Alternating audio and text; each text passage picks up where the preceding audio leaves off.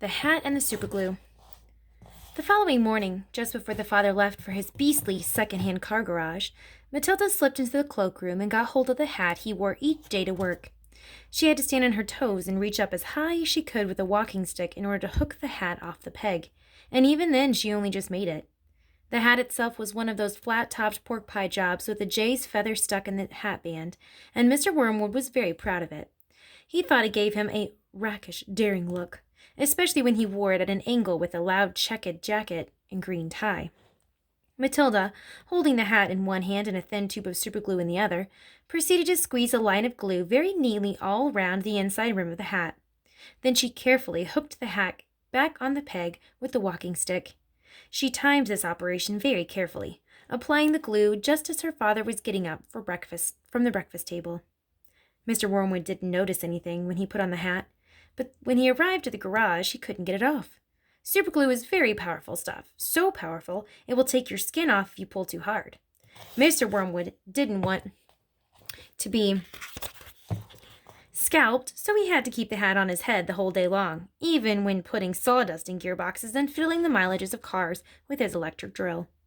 In an effort to save face, he adopted a casual attitude, hoping that his staff would think that he actually meant to keep his hat on all day long, just for the heck of it, like gangsters do in the films. When he got home that evening, he still couldn't get the hat off. "Don't be silly," his wife said. "Come here, I'll take it off for you." She gave the hat a sharp yank. Mr. Wormwood let out a yell that rattled the window panes. "Ow!" he screamed. "Don't do that! Let go! You'll take half the skin off my forehead."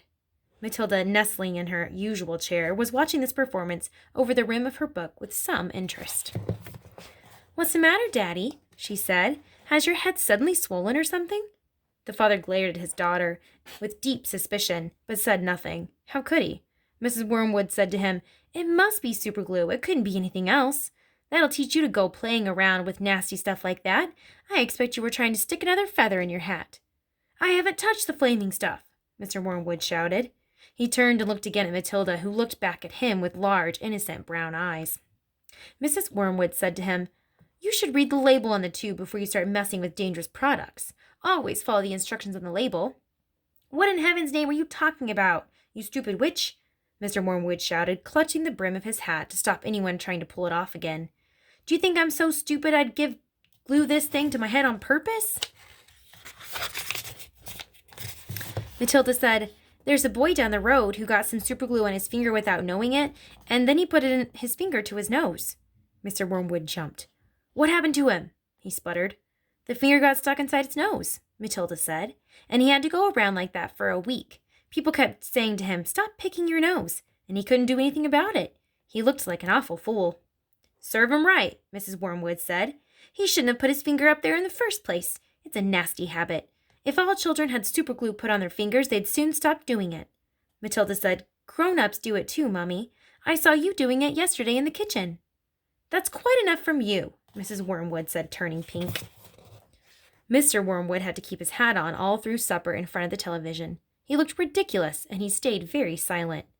When he went up to bed, he tried again to get the thing off, and so did his wife, but it wouldn't budge. "How am I going to have my shower?" he demanded. "You'll just have to do without it, won't you?" his wife told him. And later on, as she watched her skinny little husband sulking around the bedroom in his purple-striped pajamas with a pork pie hat on his head, she thought how stupid he looked. Hardly the kind of man a wife dreams about, she told herself.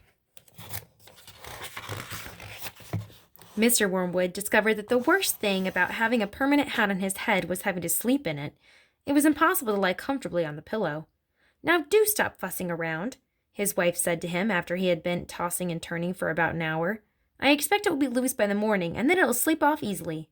But it wasn't loose by the morning, and it wouldn't slip off. So Mr. Wormwood took a pair of scissors and cut the thing off his head, bit by bit, first the top and then the brim. Where the inner band had stuck to the hair all around the sides and back, she had to chop the hair right off the skin so that he finished up with a bald white ring around his head, like some sort of a monk. And in the front, where the band had stuck directly to the bare skin, there remained a whole lot of small patches of brown leathery stuff that no amount of washing would get off. At breakfast, Matilda said to him, "You must try to get those bits off your forehead, Daddy. It looks as though you've got little brown insects crawling all over you. People will think you've got lice." Be quiet, the father snapped. Just keep your nasty mouth shut, will you? All in all, it was a most satisfactory exercise, but it was surely too much to hope that it had taught the father a permanent lesson.